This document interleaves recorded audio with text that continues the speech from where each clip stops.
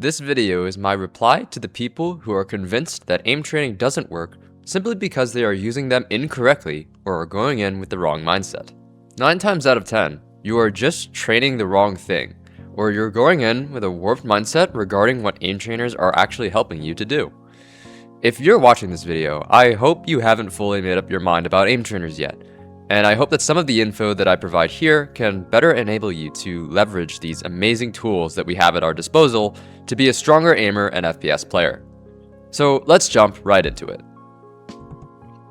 The first criticism is that the most frequently recommended resources and popular scenarios just don't align with what you will encounter in a real game.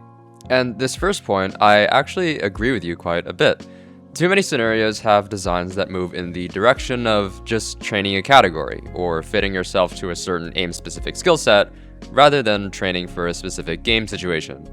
The best way to explain this is that the original focus for training on in-game situations has been obscured, and there are 2 points to be made from this. 1. Because benchmarks have become so popular in the community, the focus in scenario design shifted from asking, how can we train an aiming skill, to how can we test an aiming skill. Season 5 of the Voltaic Kovacs benchmarks unfortunately suffers from this criticism. Of course, Season 5 scenario designs are some of the most innovative and useful scenarios that we have seen lately, and I don't agree with this point being made on all of them. But there are a couple standouts. DriftTS is one of them. And this brings us to point 2. The main reference for building aim training scenarios used to be in-game situations.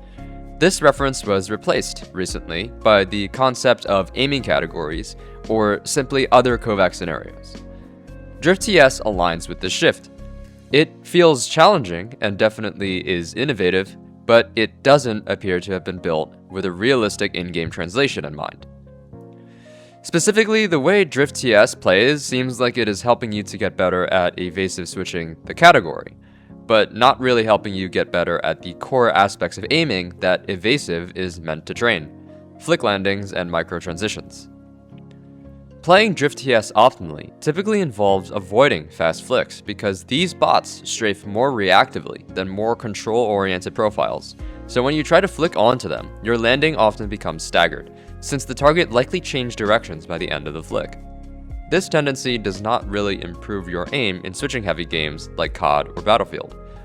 Compare this to the older evasive scenario KinTS.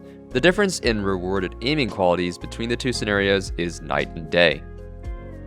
But in terms of scenario design, DriftTS might be an outlier, and we do plan to change it in the near future for a Voltaic Season 5.5.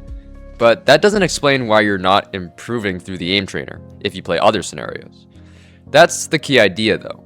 The problem really isn't with how the scenario is built, but rather how the scenario plays.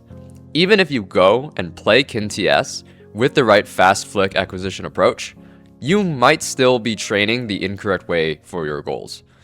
This brings us then to the topic of motion mappings as opposed to just training a category. What are motion mappings in aim trainers? Well, think of it this way. A scenario that is useful for Valorant, for example, does not necessarily have to use targets that move specifically like Valorant, or be designed with an environment that matches a Valorant map. However, what makes the scenario useful is the way that it trains the movements and reactions that you will actually be performing in Valorant. These are the scenarios that very often work. Instead of copying the feeling or the structure of the game, a good scenario copies the motion relationship. That is, ones that reflect the correct response to the stimulus in real games instead of just the stimulus itself. This can seem abstract. So a great example that I go to all the time is the scenario Angelic for Overwatch. This scenario is, in my opinion, the quintessential tracking scenario for Overwatch. But the reasons for why might surprise you. When you think of aim training for Overwatch, you usually think of instant acceleration movement, scenarios like ODB MFSI or LDDH. If you look at these scenarios and what they're training superficially, yeah, of course they're good for Overwatch because they move like targets in that game.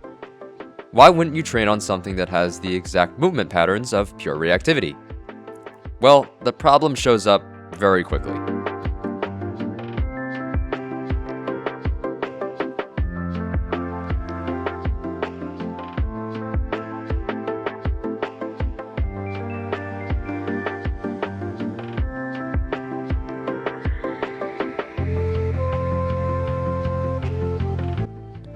The problem with these scenarios is that while you're being hit with relatively the same stimulus, your response to that stimulus is weak.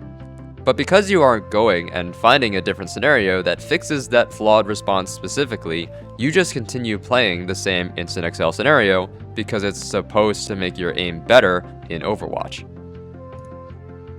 This is why you should be instead playing Angelic.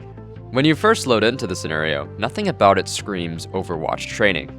But as you try and play the scenario, you begin to realize that the way in which you react to these strafes, the angles of your micro adjustments, and the speed of the target strafes actually match up to the motions that you should be performing in Overwatch.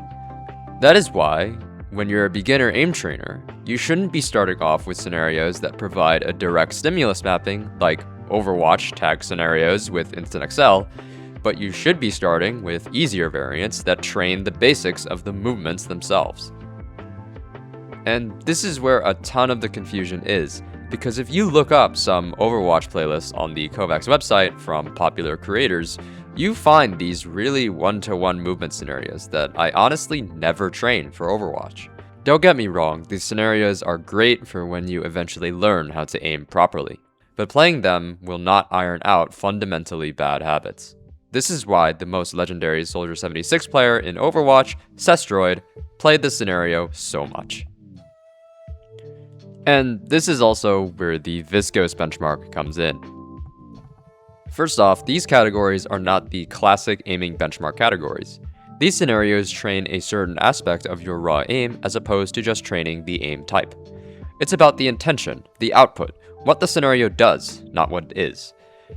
Therefore, when you play the Viscos benchmarks, a good mindset to have is to not be seeking to fulfill a requirement in a specific aiming category according to what is needed by your main game, but to identify weaknesses in your game and attach them to one of the categories. For example, if in Apex Legends you struggle with target movement reading and acceleration reading, you go straight to the category of reading in the Viscos benchmarks and play the scenarios there instead of going to a generic Apex benchmark and playing whatever this is. I want to clarify, I'm not trying to downplay the usefulness of these other scenarios. The core idea behind this discussion is to really think about the purpose that a scenario in your playlist is serving. If you have a Valorant playlist with scenarios tagged Valorant, are you sure that they are there to help you practice a certain aspect of your aim, or are they just there because it says Valorant in the title? A couple final recommendations I have in response to aim training criticisms are as follows. The movement question. Yes, movement is inseparable from aim. You can't do anything with aim in FPS if you don't know how to also use WASD. This was never supposed to be an us versus them kind of thing, but it ended up seeming like that because as someone who purely coaches aim and mouse control, I don't know anything about movement or dodge, and a lot of aimers get criticism for lacking in their movement skills. However, I will encourage you to train it. Training movement in the aim trainer is in fact possible and viable, despite what critics might assume. There are two useful movement scenario types. Scenarios suffixed with dodge or strafe in their title, which basically means that you can just move around the map, and scenarios that use anti-movement. Lots of older strafe scenarios help you to get basic practice aiming while moving. Some even test specifically mirroring versus anti-mirroring. If you're super new to keyboard and mouse, these should be must-plays. And anti-movement scenarios are possession scenarios, where the game moves for you or has some condition that will automatically move you around the map. These are great for getting accustomed to the feel of a shifting position that is out of your control and needing to adjust onto the target with that auto movement. These scenarios aren't a replacement for actual dodging, which you can only really learn fighting other players, but they work pretty well for isolated training. If you want to fight real players, there are aim-based duels, but they're often kinda dead. So you might need to find a friend who will consistently be online to play them. But they are great, and you should give them a try. The mindset question. The path for a lot of new aim trainers goes as follows. Step 1. Buy Kovacs and play easy scenarios. Step 2. Play the game again and receive newbie gains, where their aim feels super crisp and they're excited to keep getting better. Step 3. Keep playing scenarios, maybe upgrade to more challenging ones, still going strong. Step 4. The in-game improvement comes to a halt. They hit a wall, whether it be some missing concept or a poor habit that they have adapted that hits its ceiling. Step 5. They train more of the same Kovac scenarios. And step 6. It doesn't help, and they quit because the improvement stopped for both scores and their in-game aim. Around step 4 is where you need to acknowledge something important. A lot of expectations make shaky assumptions about what aim trainers will actually do for you. Aim trainers work in their subtlety, raising performance floor and improving confidence. What do I mean by performance floor? Imagine your performance as a kind of window or gauge. The top of this gauge is your performance ceiling. This is the best that you can possibly be aiming at all at your current experience level. The bottom is the performance floor, the worst you can be aiming. Aim training very slowly, over time, raises the floor and the ceiling.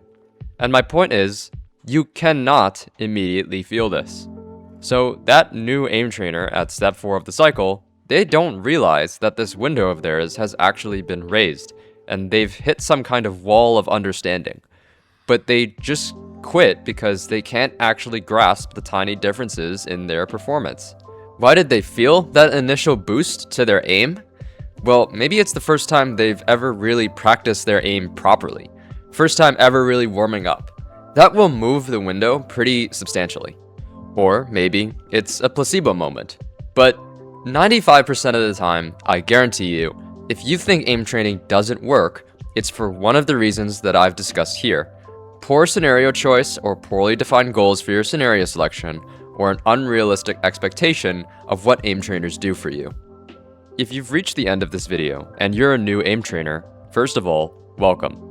We have a wealth of resources for you to learn the concepts behind aiming, and lots of people are willing to help you along. This is the end of my beginner aim training miniseries. With all of this said, thank you guys so much for watching, and I hope you are all prepared for what's in store for competitive aim training in 2026. Follow my Twitch for more tips and tricks at twitch.tv/Maddie_OW, and as always, happy dot clicking.